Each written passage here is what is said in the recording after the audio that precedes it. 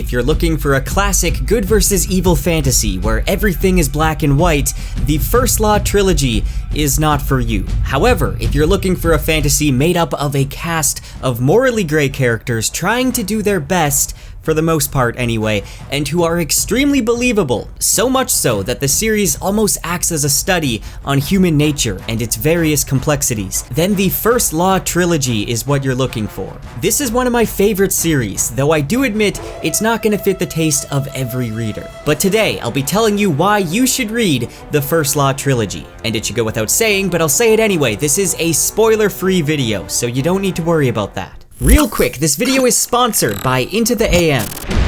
Into the AM is a premium clothing brand that delivers fresh styles and original curated designs. Now, they have sponsored quite a few of my videos in the past, and it's always a joy working with them. They have top-notch customer service, and their clothing never fails to impress when it comes to comfort and fit. They use eco-friendly inks, and the fabric they use is super comfortable. It's ultra soft, breathable, and it's pre-shrunk. Now this time, they sent me some of their new graphic tees as well as a pair of shorts, and I gotta say, this is my first time receiving shorts from them, and I think they're one of my favorites. They fit perfectly, and they're super comfortable. And they got cheetahs on them, so obviously they make me run really fast. Currently, they have a 20% off site-wide sale for Independence Day, and it actually ends today, so make sure to check that out. And if you use my discount code, Captured in Words, you get an additional 10% off. That is saving you a lot, so make sure to use the link in the description to buy yourself some premium clothes, and thank you to Into the AM for sponsoring this video.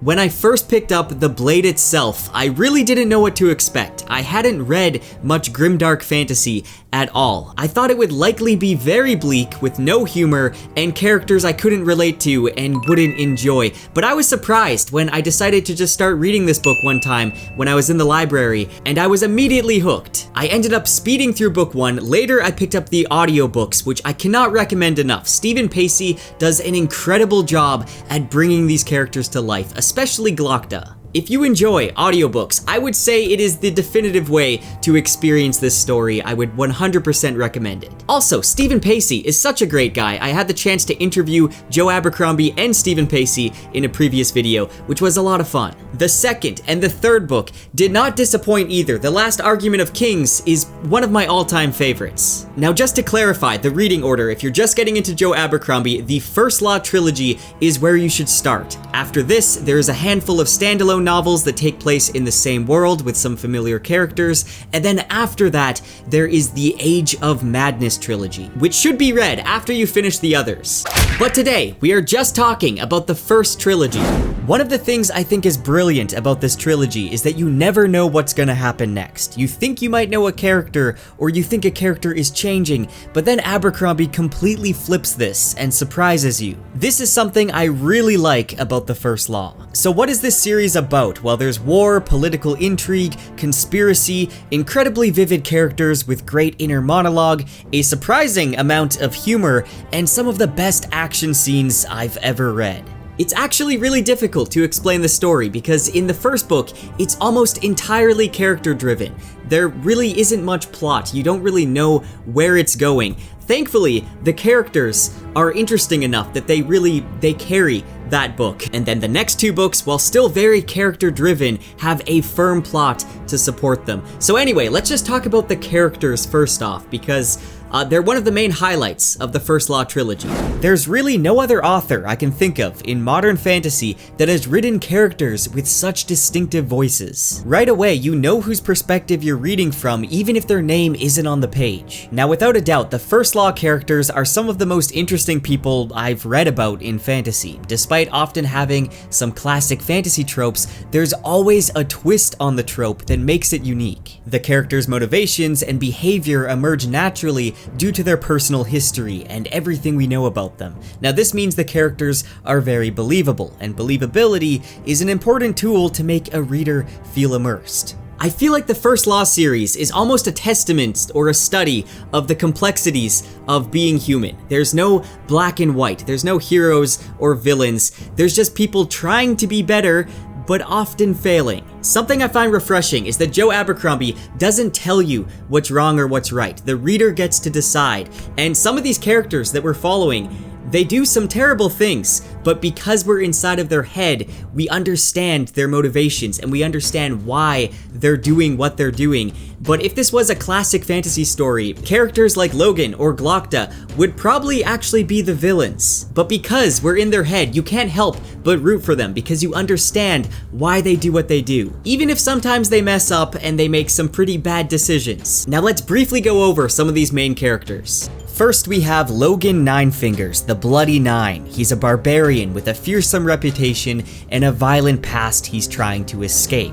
I'm still alive. I'm still alive. Say one thing for Logan Ninefingers, say he's an awfully lot more complex than he first appears. He is a man who is trying to do the right thing despite battling an inner demon, and when we slowly learn about his past and follow his arc throughout the course of the series, he becomes less likable, but you're able to empathize with him more as you begin to understand the good side of Logan and the Bloody Nine side of Logan. After all, you have to be realistic about these things. Next is Inquisitor Sandan Glokta. Formerly a renowned swordsman, he's been transformed into a bitter cripple who's now working as a professional torturer, cutting treason out of the Union, one confession at a time. He harbors a lot of hatred for his former comrades, who he feels abandoned him in captivity when he himself was being tortured as a prisoner of war. Now, despite his bitterness, he's a character that brings a lot of humor to this series. His inner monologue is filled with deliciously cynical thoughts and clever remarks. His body may be a disfigured mess, but his mind is sharp, and he uses it for political maneuvers as well as uncovering mysteries throughout the series. And being an Inquisitor means he has to do some incredibly terrible things for the Union, but he does them for believable reasons. On the odd occasion, he might even try to do the right thing, even if the circumstances very rarely allow such luxuries. Out of all the characters, Glokta was actually the one that I ended up trusting the most by the end of the series. Even though when I first saw him on the page, I thought we were reading the perspective of the villain. By the end of the series, Glokta, somebody who I wasn't really expecting to like, ended up being one of my favorite characters in all of fantasy.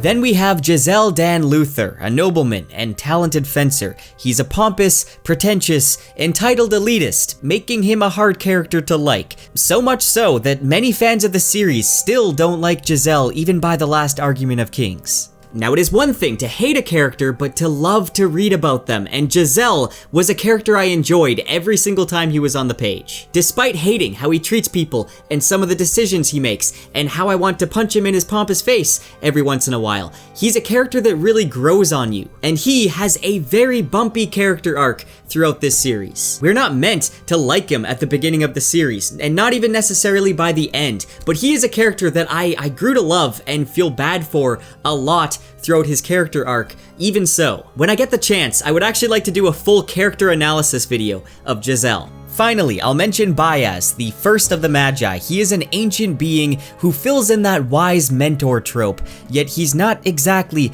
that fatherly Gandalf figure you would expect. He's filled with mystery, and I don't want to spoil anything. There's a few characters here who kind of fall back into their bad habits again, and I think that's such a brilliant way to show how complex humans are. And it makes them feel believable. The characters feel very appropriate for the setting, and they feel real and flawed. Again, it's some of the best character work that I've seen, and I also was just surprised by the amount of humor within the dialogue and the inner monologue. When it comes to prose in fantasy, some of it can be very flowery and trying to sound beautiful, while on the other hand, some of it can be very basic and feel amateurish. Joe Abercrombie strikes a perfect balance between those two extremes. The man can write very beautifully while also avoiding any needless ornamentation.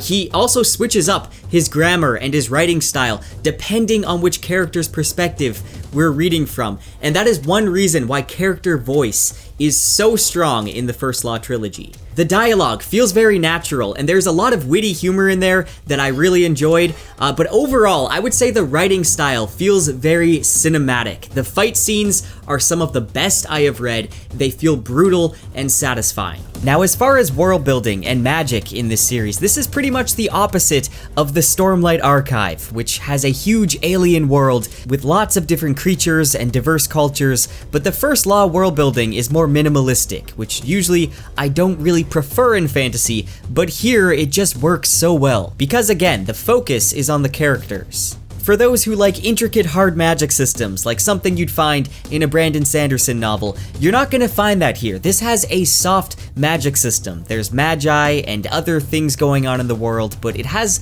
a lot of mystery to it, and it's one of those systems that just isn't really explained. If you are a character-driven reader and you don't mind some morally gray characters, this is a high recommendation. If you are a fan of A Song of Ice and Fire, this is a no-brainer recommendation. If you want to get into grimdark, but you also like some humor in your fantasy, then this is for you. Honestly, if Martin, good old Georgie boy, never finishes A Song of Ice and Fire, I could see Abercrombie being a good fit to finish it. So that is why you should read the First Law trilogy by Joe Abercrombie. I hope I convinced you to read it, because Joe Abercrombie is now one of my favorite authors of all time. I think more people should read him, and you should give these books a chance. So if you would like to read them, I will have affiliate links in the description to where you can buy them. Of course, that helps me out as well, so I appreciate it. If you enjoyed this video and you want to help support the channel, you can leave a tip by giving a super thanks that's located right below the video. That helps out so much. Alternatively, you could check out my Patreon. I want to give a special shout out to my most recent highest tier patron,